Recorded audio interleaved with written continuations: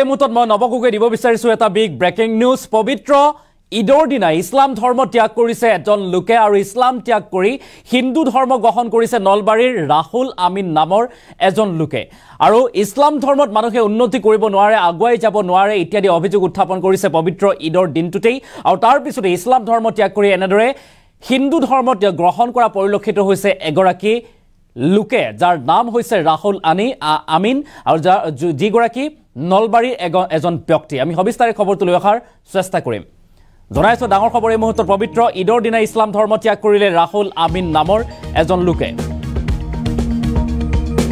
আৰু ইছলাম ধৰ্মৰ প্ৰতি আস্থা হেৰুৱালে ৰাহুল আমিনে আৰু তাৰ পিছতেই ইছলাম ত্যাগ কৰিছে ৰাহুল আমিনে আৰু ভগৱান শ্ৰীকৃষ্ণক সেৱা জনাই হিন্দু ধৰ্ম গ্ৰহণ কৰিলে ৰাহুল আমিনে এটা ডাঙৰ খবৰ এই মুহূৰ্তত ইছলাম ধৰ্মত থাকি জীৱনত উন্নতি কৰিব নোৱাৰাক লৈ ক্ষোভ প্ৰকাশ কৰিছে আৰু অভিযোগ উত্থাপন কৰিছে আৰু সেই অভিযোগ উত্থাপন কৰি ইছলাম ধৰ্ম ত্যাগ কৰিছে আল্লাই ৰাহুল আমিনক চকু মেলি নাচালে বুলি দুখ প্ৰকাশ কৰিছে ৰাহুল আমিনে আৰু অৱশেষত ইছলাম ধৰ্মৰ আদৰ্শ ত্যাগ কৰিছে এনেদৰে ৰাহুল আমিনে নলবাৰী পবিত্ৰ হৰি মন্দিৰত সেৱা লৈ গ্ৰহণ কৰিলে হিন্দু ধৰ্ম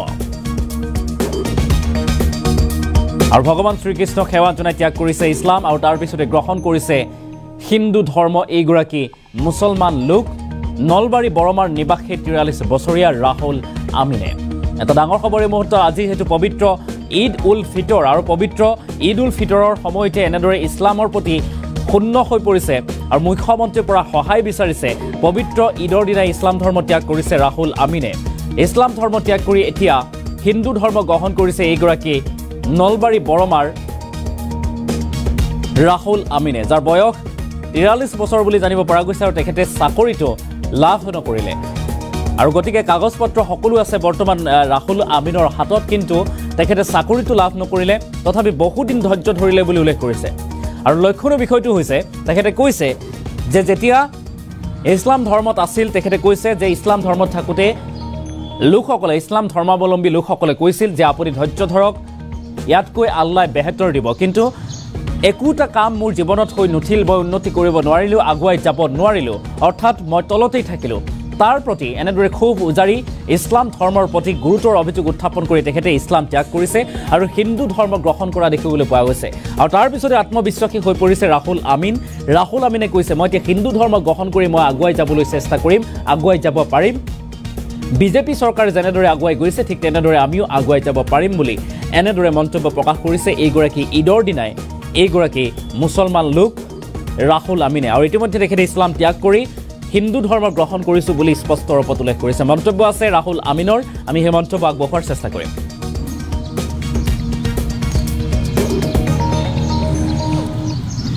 মোৰ নাম ৰাহুল আমিন মই নলবাৰী বৰমা ৰোডৰ বাসিন্দা বৰমা মছজিদৰ ওচৰত ঘৰ মোৰ মই এইটোৱে বিচাৰিছোঁ যে আমাক যে কয় আল্লাহ সদায় আমাতকৈ তলৰ শ্ৰেণীৰ মানুহখিনিক চোৱা তলৰ শ্ৰেণীৰ মানুহখিনি চাই আমি কি তাতকৈ তলত যাব লাগে যিহেতু কৰ্মই ধৰ্ম আজি আমাৰ বিজেপি চৰকাৰখনে যেতিয়া কৰ্ম কৰিয়ে ধৰ্ম কৰিছে আজি সেইটো বিচাৰিছোঁ মই মোৰ চাকৰি হোৱা চাকৰি নহ'ল কাৰণ তাতে কৈছে ৰাইজে এতিয়া মোক মুছলমান ৰাইজখিনি কৈছে যে ধৈৰ্য ধৰা মই ধৈৰ্য ধৰোঁতে আজিলৈকে 43 বছৰ বয়স হ'ল ধৈৰ্য ধৰোঁতে মোৰ মৰিবৰ কালাই হ'ল মৰাৰ কালে হ'ল তেতিয়া আল্লাই কেতিয়াই চাব আল্লাই যদি এনেকৈ চায় তেতিয়াহ'লেতো মই হেৰি কৰিব নালাগিছিল আজি মোৰ চাকৰিটো কিয় বন্ধ হৈ থাকিল কিয় হেৰি হৈ থাকিল মই সেইকাৰণে কোনো ধৰ্মক নামানো মই এইটো ধৰ্ম নামানো আৰু যদি মুছলমানে যদি মোক তাৰে বাবে কিবা কৰে তাৰ দায় যদি মুখ্যমন্ত্ৰী ডাঙৰীয়াই মানে লয় মুছলমান সমাজে যদি মোক মই যোন ধৰ্ম নাথাকোঁ তাতে যদি মোক আকৌ ক'ব নাই মোৰ এখন হোটেল আছিল দেউতাৰ হোটেল আমিন বোলা সেইখন হোটেলত মই টেবুল মুচি আছোঁ আজি 32 বছৰে মই টেবুল মুচি আছোঁ ইটো আছোঁ টেবুল মুচি কিন্তু মোৰ উন্নতি ওপৰলৈ যোৱা নাই চাওক আপোনালোকে ৰাম মন্দিৰটোৰ যেতিয়াই হেৰি কৰে সেইটো তালা মাৰে কংগ্ৰেছ চৰকাৰে আৰু ভাঙে কংগ্ৰেছ চৰকাৰে তালা খোলে কিন্তু লাগিছে বিজেপিৰ গাত। কিন্তু বিজেপি আজি কৰি আছে কি সমাজ সেৱা কৰি আছে, সেইটো মই প্ৰকৃতভাৱে সেইটোৱে ধৰ্ম বুলি ভাবোঁ। মই তেওঁ কৰা ধৰ্মটোৱে ধৰ্ম বুলি ভাবোঁ। মই ত্যাগ কৰা বুলি ধৰিলোঁ। মই ইছলাম ধৰ্মৰ পৰা মই বিৰত। ইছলাম ধৰ্মক মই কোনো নামানো। এতিয়া মই কোনো ধৰ্ম নামানো, কাৰণ মই যিটো পৰিৱেশ দেখিছোঁ তলৰ পিনে চোৱা। আজি চাব আপুনি ঈদগাহত চাব, নমাজ পঢ়িব যাওঁতে চাব তাতে কিমান মুছলমান মানুহে ভিক্ষা খুজি থাকে। আমি তল পিনে চাওঁতে চাওঁতে ভিক্ষা খুজিব লগা হৈছে। মোৰ হোৱা চাকৰি এই ডকুমেণ্টছ আছে মোৰ লগত, চাই যদি আপোনালোকে গোটেই। আজিৰ পৰা মই মানে হিন্দু ধৰ্ম গ্ৰহণ কৰিলেও ভগৱানে মোক কেনেকৈ মোক ওপৰলৈ নিয়ে মই সেইটো চাম এতিয়া। কাৰণ কিয় বিজেপি চৰকাৰে কৈছে যে ওপৰত দেখি চোৱা, তোমালোকে তলত দেখি নহয়। কিন্তু ভগৱানে কয় ওপৰত দেখি চাব লাগে। আমাৰ মুছলমানে কয় তলত দেখি চোৱা, ধৈৰ্য ধৰা হৈ থাকিব। আজি 43 বছৰলৈ মই ধৈৰ্য ধৰি থাকিলোঁ। কোনো এটা হেৰি নাহিল, ফাইদা নাহিল। কাৰো প্ৰেছাৰত কৰা নাই, মই নিজৰ সিদ্ধান্তত কৰিছোঁ। মই নিজৰ সিদ্ধান্তত লৈছোঁ। আৰু মই এইটো খুব দুখ লগা কথা। মই আজিও যি এখন মুছলমান হোটেলত টেবুল মুচি থাকিব লগা হৈছে, তাৰ বাবে যাতে মোক যোৱাৰ পিছত ইয়াৰ পৰা পূজা পাতল কৰি যোৱাৰ পিছত যাতে মুছলমান সমাজখনে কোনো যাতে মোক আকৌ কৰিব নোৱাৰে, তাৰ বাবে হেমন্ত বিশ্ব ডাঙৰীয়া ছাৰক অনুৰোধ মোৰ, তেখেতে যাতে মোক প্ৰটেকশ্যন অলপ ৰাখে, মোৰ প্ৰতি খায়াল ৰাখে। আৰু মোৰ হোৱা চাকৰিটো নোহোৱা হৈছে, কাৰণ মই আল্লাহক মানি থাকোঁতে ওপৰত দেখি চাব যাওঁতে তলত দেখি চাওঁতে চাওঁতে মোৰ সেইকাৰণে চাকৰিটো পোৱা নাই। মই সেইকাৰণে পবিত্ৰ ঈদৰ দিনা মই এইটো সিদ্ধান্ত ল'লোঁ। আজি মই নমাজ নপঢ়োঁ, মই নমাজ পঢ়াও নাই, ৰোজাও ৰখা নাই। মই এইকাৰণে, কাৰণ মই এইটো ধৰ্মক নামানো। কাৰণ যিটো ধৰ্মই তলৰ পিনে চাব দিয়ে। আজি বিজেপি চৰকাৰে যিটো ধৰ্ম কৰি আছে, তেওঁলোকৰ সেইটো এটা কৰ্মই ধৰ্ম বুলি কৈছে। তেওঁলোকে ধৰ্মটো কৰি আছে কাৰণে আজি ওপৰত উঠি যাই আছে। আমি যদি তেওঁলোকক যদি ভগৱানে ক'লে হয় তোমালোকে তলত দেখি চোৱা, তলত দেখি চালে আজি যিখিনি ঈদগাহ বা মৈদানত নমাজ পঢ়া মানুহখিনি তাতে ভিক্ষাৰী বহিব, সেই ভিক্ষাৰীখিনিক চাবচোন আপোনালোকে কিমান তাতে গোটেই মুছলিমেই 100% মুছলমান মানুহ। সেই তলত দেখি চাওঁতে চাওঁতে আল্লাই আমাক তলতে খেদাই দিছে, ওপৰত দেখি চাব দিয়া নাই। পাব পাৰোঁ, কাৰণ কিয় জানেনে, হিন্দু ধৰ্ম এইটো কোৱা নাই যে তুমি তলৰখিনি চোৱা। হিন্দু ধৰ্ম সদায় কৈ আছে যে ওপৰৰখিনি চোৱা। আমাৰ ধৰ্মত কয় হেৰি কৰা, তোমালোকে শিক্ষা দিয়ে কি উঠি অহাৰ লগে লগে আমি 9 পাছ 10 পাছ কিয় হ'ব লাগে, উঠি অহাৰ লগে লগে মাদ্ৰাছাত পঢ়া, হেৰিত পঢ়োৱা, ভয় এটা সোমাই দিয়ে অন্তৰত। আল্লাহৰ প্ৰতি এটা ভয় এটা সোমাই দিয়ে মানুহক। পূজা কৰিলোঁ, পূজা কৰি মই কৰিলোঁ যে মোৰ যাতে যিখিনি মোৰ কষ্ট দুখ বেদনা আছে, মই লোন লৈ কেনেনো সেই দোকানখনত খটালোঁ, কিন্তু সেই মই ফেইলিয়াৰ হৈ গ'লোঁ। কাৰোবাৰ তল পিনে এই চাকৰিৰ মোৰ কাগজত গোটেইখিনি আছে। কাগজখিনিত থকাৰ পিছত মোক তেওঁলোকে হেৰি কৰা নাই, মোক দিয়া নাই। কিয় দিয়া নাই? কাৰণ মই তলৰ পিনে চাই থাকিলোঁ।